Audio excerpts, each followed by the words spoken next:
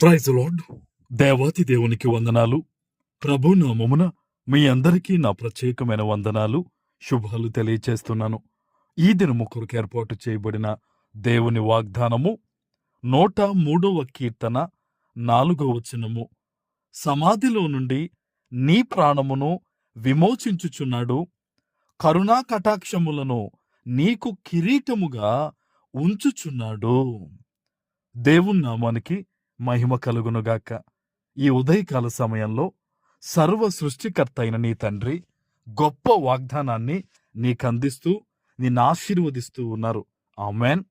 ఎక్కడి నుంచి, ఎటువంటి పరిస్థితుల మధ్య, ఎటువంటి భయాల నుంచి, ఎటువంటి ఆందోళనల మధ్య ఈరోజు నువ్వు ఈ వాగ్దానాన్ని వింటూ ఉన్నావో, నిన్ను చూచిన నీ తండ్రి, నీ ప్రార్థన విన్న నీ ప్రభు ఇదిగో ఈరోజు నిన్ను బలపరుస్తూ ఆశ్చర్యమైన కార్యాలు ఈరోజు నీ జీవితంలో చేయడానికి ఆయన సిద్ధంగా ఉన్నారు. ఆమేన్. ఆయన అంటున్నారు చూడండి, సమాధిలో నుండి నీ ప్రాణమును విమోచించుచున్నాడు. నీ ప్రాణాన్ని దేవుడు విడిపిస్తూ ఉన్నాడు. ఈరోజు భయంకరమైన ఒత్తిళ్లతో చాలా మంది జీవితాలు పడిపోతూ ఉన్నాయండి. చాలా మంది భయంకరమైన ఆర్థిక ఇబ్బందుల చేత, కుటుంబంలో ఇబ్బందుల చేత, ఉద్యోగాల్లో వేదనల చేత అనేక రకాలుగా బాధపడుతూ అపవాది వేసిన ఆ భయంకరమైన ఉచ్చుల్లో పడిపోయి గిలగిల్లాడుతూ ఉన్నారు. అయితే ఈరోజు మన సృష్టికర్త అయిన యేసయ్య ఇదిగో నీకు ఇస్తూ ఉన్నాడు వాగ్దానము. సమాధిలో నుంచి, ఆ పడిపోయిన స్థితిలో నుంచి, ఆ కప్పిపోయిన ఆ ఇబ్బందికరమైన పరిస్థితుల్లోంచి నీ ప్రాణాన్ని దేవుడు విడిపించబోతూ ఉన్నాడు. ఆమేన్. హల్లెలూయా. ఆశీర్వాదాలన్నీ కూడా నీ జీవితంలో అపవాది కప్పెట్టేశాడేమో. నీ జీవితంలో అసలు ఆనందం అనేదే లేదేమో, నెమ్మది అనేదే లేదేమో, అసలు దినాలు చాలా భయంకరంగా బరువుగా గడుస్తూ ఉన్నాయేమో. ఈరోజు నీ తండ్రి నిన్ను చూచాడు. ఈ వాగ్దానం నీ హృదయానికి తాకుతూ ఉందంటేనే దాని అర్థం ఏంటో తెలుసా? దేవుడు నీ ప్రార్థన ఆలకించాడని. ఆమేన్. ఆలకించిన దేవుడు ఊరకనే ఉంటాడా? లేదు లేదు. ఇదిగో వాగ్దానం ద్వారా నీతో మాట్లాడుతున్నాడు. ఆయన ఈరోజు ఏం చేస్తారట? సమాధిలో నుంచి నీ ప్రాణాన్ని, పడిపోయిన నీ ప్రాణాన్ని ఆయన లేవనెత్తి నిన్ను నిలబెట్టి నీకు గొప్ప నెమ్మది ఆయన ఇవ్వబోతూ ఉన్నారు. ఆమేన్. ప్రార్థన ప్రార్థన ప్రార్థన పరిస్థితులను మారుస్తుంది.